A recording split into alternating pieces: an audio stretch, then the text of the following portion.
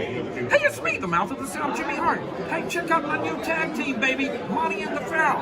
Hey, Jimmy, don't forget to tell them about Long Island's #1 pro wrestling broadcast. Well, you know what, I would, but you already did it. Monty and the Pharaoh. With Monty and Pharaoh. The Monty and Pharaoh Show. Monty and Pharaoh, bro. Monty and the Pharaoh. Monty and the Pharaoh. Monty and the Pharaoh. The Monty and Pharaoh Show. And you're watching the Monty and Pharaoh Show. Monty and the Pharaoh. Monty and the Pharaoh. It's Monty and the Pharaoh. Monty and the Pharaoh. Monty and the Pharaoh. Monty and the Pharaoh. Monty and the Pharaoh. Monty and Pharaoh. It's Monty and the Pharaoh. And Monty and the Pharaoh. Oh, is it Monty and the Pharaoh? Monty and Pharaoh. The Monty and the Pharaoh Show. Monty and the Pharaoh. To the Monty and the Pharaoh Show. And it's Monty and the Pharaoh, baby. Watching Monty and the Pharaoh. With Monty and the Pharaoh. Monty and the Pharaoh. Oh, what a run. Monty and the Pharaoh. Monty and the Pharaoh. Hey, cut music. When you want the best in professional wrestling, Long Island, there's only one place you're going to get it, right here. Monty and the Pharaoh. Now, that's not just the coolest, and that's not just the best. That, my friends, is just incredible. You've got the future Hall of Famer, that rocker, Marty Jannetty, and MJ in the house, and I'm sitting here with two more future Hall of Famers, Monty and the Pharaoh. We're doing that stuff, and we gonna rock it. Monty and the Pharaoh. Duh. This guy's like washing his back, and I'm getting worried. I'm going. I gotta get the fuck out of here. Yeah, yeah. I don't know what. Okay, that was the quickest shower I've ever taken in my lifetime. Okay, I'm clean. Yep, I'm clean.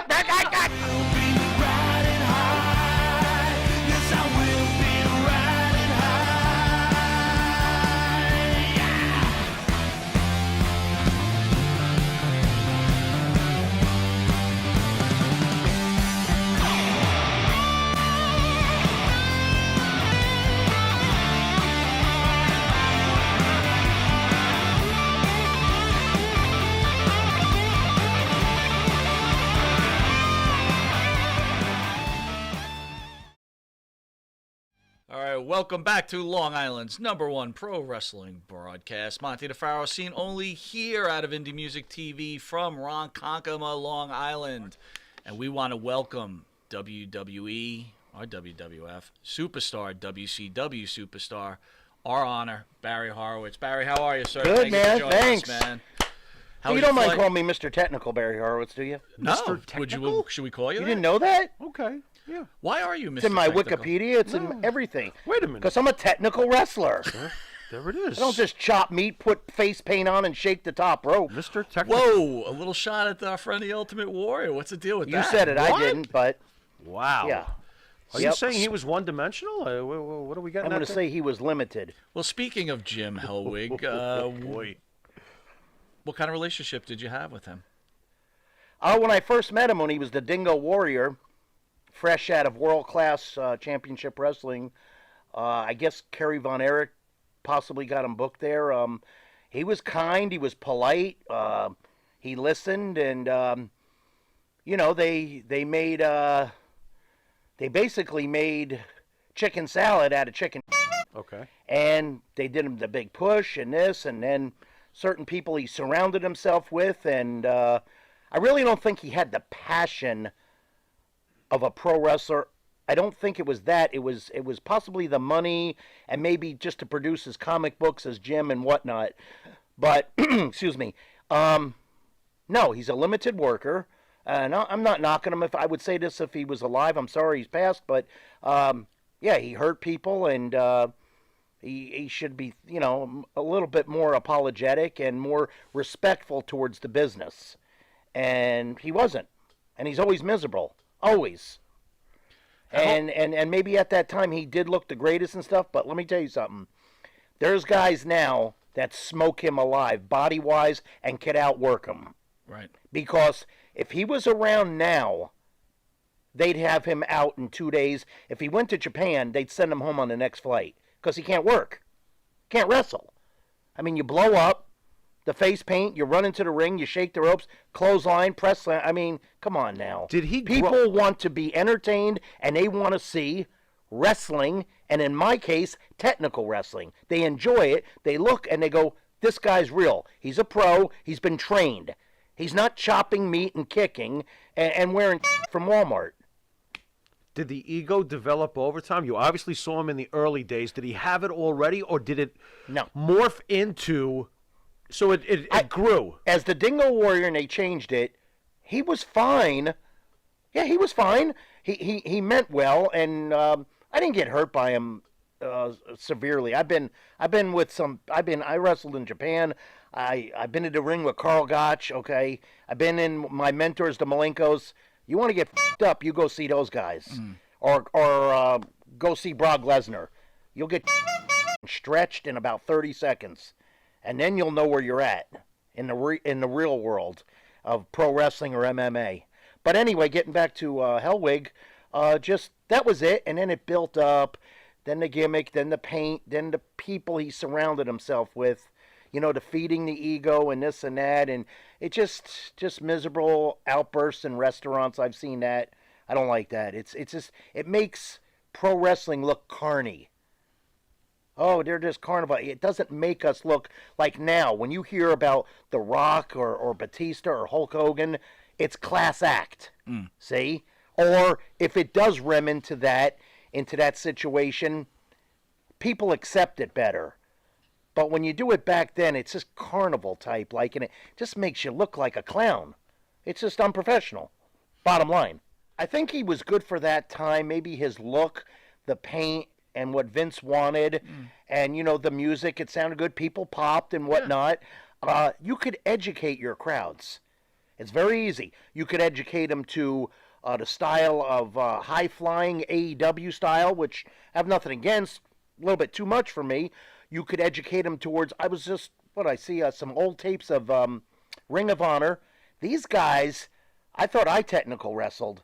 It was almost to the point a tad boring. It was almost, see, you don't want to do too much technical. You got to mix the two. That becomes an artist. That's what I did with me, myself. Was Bret Hart a great example of mixing the two? Yes. Okay. He was a good example. There's a lot of people. I mean, off the top of my head, Bret Hart, Owen Hart for sure. Thank you. Rest in peace. Yep. I'm just trying to think. Kurt Angle? Guy like Kurt Angle. Oh, my God. Thank you. Yeah, but Kurt's a real deal. Wait, Barry, you're touching. Whoa, Kurt Angle. Kurt Angle. Okay, hold up. Time out. Time out. I've met the man one time last year. Okay. This is my opinion and my story on Kurt Angle. There's been a lot of amateur wrestlers that tried to transcend into the professional. Myself, it was kind of, you just get lost a little bit in the amateur and the pro, and you got to get it out of you. Bob Backlund, the great, I hate forgetting his name. He's from Minnesota. Brad Rangans? Brad Rangans, thank you. And, but boring. He's going to go boring. Excuse me, but here's the big one. I agree. Kurt Angle, an Olympic gold friggin' medalist. Broken freaking neck. He's got the promos. He wins with a broken neck. Yep. The dude looks great. Yep. With the hair, without the hair. Yep. His verbiage, his intelligence. Yep. Back in the day, I don't know this for a fact. I just heard through the locker room, maybe some demons, but he corrected them. He's a friggin' stud athlete. And he'll your amateur style, I don't care who you are, in seconds. I think he did that to Lesnar. Well, I didn't want to go there, but I've heard that. Yeah. There is a difference. Think about this. Yeah. Common sense. You don't need 8 years of college for this, but you're a gold medalist in the Olympics and win it with a broken neck over an NCAA champion, Right. AAU champion, Big Right. Army champion. Right. There's no comparison. It's ridiculous. Kurt Angle is the friggin' man. Now, here's the big deal about him. His transition was incredible. In 1 year, he caught on so friggin' quick. Natural. Unbelievable.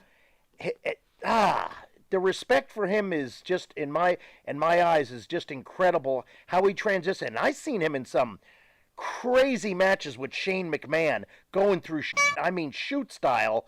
He could do that. He can go out there. I saw him 2 years ago. It's an old match. I don't know where it's from. TNA or Impact, something. He went about 15 minutes with Jay Lethal and put him over. He's a friggin' pro. Yeah. He put over this guy on for his retirement match. Nothing against him, but I think Kurt should have went over. That shows it's not you don't give a attitude. It's not that you don't care. You're a pro. We're in the land of make-believe. Now that kayfabe's broken, I could say that. We're in the land of make-believe. Again, if you're worried about your win-loss record and that you're the tough guy and you're this, feel free to go in there with Brock or Ken Shamrock, Frank Shamrock. They will fuck you up in 30 seconds. You seem like a purist. So you mentioned AEW. How do you feel like guys like Orange Cassidy? Do you feel like they're destroying the business? His hands are in his pockets. I know. Well, here's the deal with that. They're unique. Yes. And I thought they'd wait another year to do that. It's unique. You're giving a guy a break that's actually, he's pulling the wagon. I mean, if he couldn't work, I understand. Okay, he's in shape. He's not mammoth. He's not jacked up. Okay. But other companies wouldn't do it. But let me tell you something. I don't know. Maybe I'd have to be paid a lot. I don't know how you stick your hands in the pocket and dive through those ropes, do a planche and a tope without worrying, I hope they catch me. I hope, because if they don't, your face will hit that pavement. You could be dead. And he don't stutter a step. I always portrayed myself as, when I started, I am going to be a wrestling heel. What's a wrestling heel? Well, go watch film of Bob Orton Jr. and Don Morocco. That's a wrestling heel at its finest. Oh, yeah. Now, I could mention others, but they're at the top of my top there. They're at the top of the top. Randy Orton, following his footsteps of his dad, Love maybe Randy. even more so. Got a great look, by the way. As far as pushing me, I don't know. I had no heat. Maybe that was the problem. Showed up on time, never failed a drug test, never busted up a bar. Never did anything but my job because I had a passion. Still do. And that was what I wanted to do. I don't know. And I'm not going to do nothing sexually or illegal. So that ain't going to happen with me. So you take me for how I am. Or was I jacked up enough? I'm in shape, but I wasn't jacked. But let me tell you something. You pushed Danny Davis. Nothing against Danny because I like him. And a great referee. Right. Yeah. You're enhancement talent. You're helping people get over. You're making their characters. We've had many famous wrestlers in. I'll use one, for example, Lonnie Poffo. He would tell a story about Randy Savage and how Randy made sure that he thanked people like yourself for putting him over. Were any of the boys treat you less than their equal because you were enhancement talent back in the day? I don't think so, or I didn't catch on, or I didn't give a shit. And if you do, you're a f***ing mark. Anybody that does that, what you just said, or something really ignorant, I call them a mark, and they're a mark for themselves.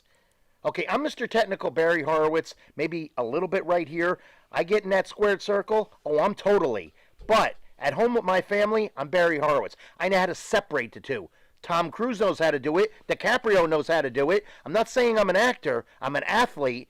But I don't think The Rock walks around his house and asks his wife what's cooking or smells what's cooking, okay? Really? There's a difference. He's ruining this for me. What do you mean? There's a difference. Don't be a mark for yourself. That is. Right. How about that's friggin' embarrassing. But back in the days when you were in the company during your prime, there were guys who I'm finding out after all these years, like the Bulldogs, for example. Yeah. How rough were they behind the scenes? I've heard horror stories about these guys. A lot of ribs. I was always taught, go with the rib. Don't put it over. You start telling on people and putting it over, it's not good. It don't work for you. You're not being a coward, believe me. And get it. You got to understand the pecking order on that totem pole. Let's say that time I'll never forget in Baltimore Civic Arena when I had to work with the Warrior, and he's going to press slam me. And I've been press slammed by the best. And I'm not a big fan of Lex Luger, but the best press slam in the business, in my eyes. As far as selling for me and working with me, not a problem. Okay, so I'm in the locker room, and there's another one here but there's a thin wall, and I could hear that fucking Warrior burying me. He's been in the business 20 years. He can't get up for a press slam.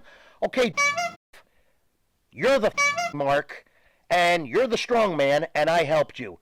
Don't blame it on me. Own it yourself. You couldn't press slam me, okay?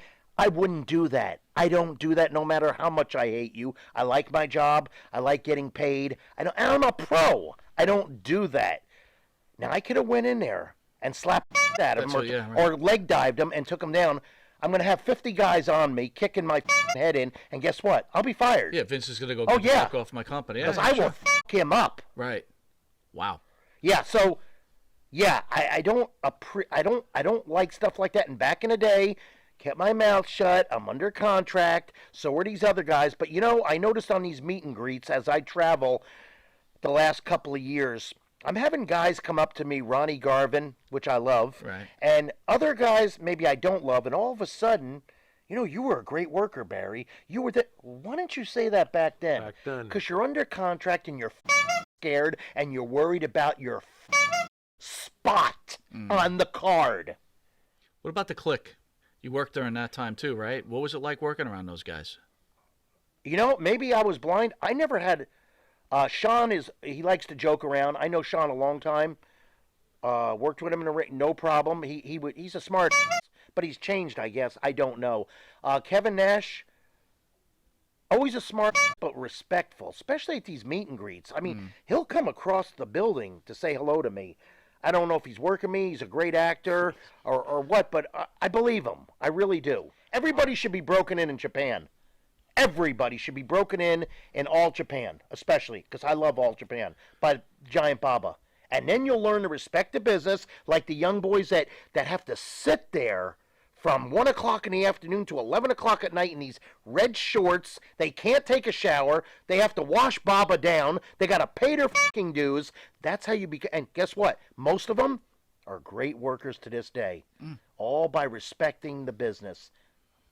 Wash Baba down. He was like 7 foot Hey, something. hey, That's like 4 hey, feet. Wait a minute. I was there. He didn't play half hour with a hose. Shorts washing. No. I'm picturing you with the mops They and wore stuff. red What? shorts, and that's their uniform. Red shorts, red T-shirts. They're the young boys. Yeah, Okay. yeah. Then when they go and wrestle, Yes. they put on their tights, and then Sure. no shower, wipe off, put that on, Yeah. stay out the ring, clean up the ring, bring down the ring. Gotcha.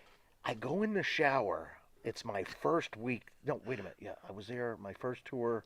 3 weeks, 4 You weeks. felt the mop going I down. go his back. into the shower and I'm going, and Baba's standing there, Oh, God. and he's a tall guy. Yeah. And he don't talk much, and he knows me, and I know him, and this guy's like washing his back, and I'm like, I'm getting going, worried. I'm going, I gotta get the fuck out of here. Yeah, I go, I don't know what. Okay, that was the quickest shower I've ever taken in my lifetime. Okay, I'm clean. Yep, I'm good. Back. How about Warrior? I know you can't take him as a person, but what about his drawing powers champ? Did you notice a suffering of any kind? Because he gets a bad rap too. That his run was nothing like Hogan's. No, Or- it wasn't. Okay. It wasn't. And for him, by the way, So you did see a hurt attendance with Yeah. Warrior. Okay. I saw something, and I'm not a big fan or mark for this, but I saw him on an interview on YouTube 2 months ago. Okay. In his basement or in some kind of weird room in his house. I don't know. And he's like spitting and getting pissed about Hogan and knocking him. Right there. How dare you? You don't know a wrist lock from a wristwatch, bitch. You're downing Hulk Hogan? Okay, he's limited. But he was in the Rocky 3, the look, the promos, the time. I don't care. And he don't act like a goofball. I seen him at 6 in the morning in Atlanta airport signing autographs. He's tired. I've never seen him diss anybody, and I'm being honest. He's always treated me with respect. Hogan comes up to us after the match, and he says, "Hey, great match, guys." He says, "You know, I'm a gimmick." He says, "You do all the work out there." I didn't know what to say. I said, "Thanks," and we did. I mean, we're high spot off, and I said, "Thanks, Hulk," and stuff. And I loved being on his cards. I mean, it was great. All right, we're almost out of time. I just want to name. We are? Yeah, That was I just got started. I know, bro. talking This has been about? incredible. It's like one of my matches. It's You're telling me to go incredible. home? We need time enhancement. Yeah.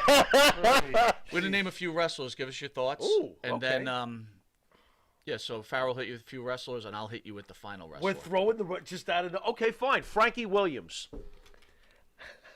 I like Frankie. Yes! He was hilarious. I Yes! mean, he could have looked better. But He could have looked better. Well, he could have. It's really hard to watch. But I He like was that. great. Frankie was Barry. great. I like Frankie. That was when I was 21 and working for Vince Senior. Okay. WWWF. That's right. Yeah. And Vince was the announcer. And Yes. Bob Backlund was champ. Yes, yes. And Iron Mike Sharp was beating the shit out of people. Yep. And Frank Williams was trying to explain that he tried his hardest. Come I on. like Frankie. I There you did. go. Think about what I'm about to say to you. And this is all shoot. Yep. I live 45 minutes to an hour from the Performance Center, the PC, in Orlando. It's a training ground. Okay, you got different coaches in there. You got a head coach. Okay. I think Shawn Michaels is there.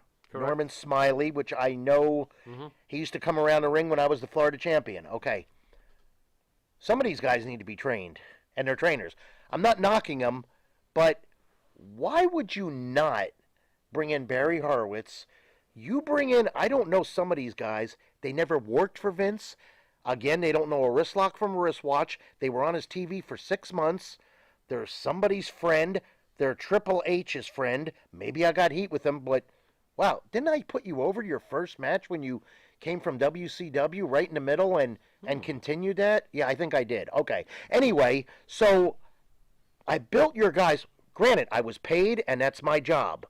But I see you do favors for different people. And, of course, if you did something really wrong and you need to be fired or something bad where it gets out in the press, you got to squash that.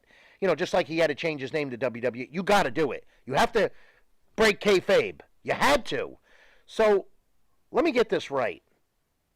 Okay, let's just try Barry out, which is kind of disrespectful. I didn't know I needed a tryout.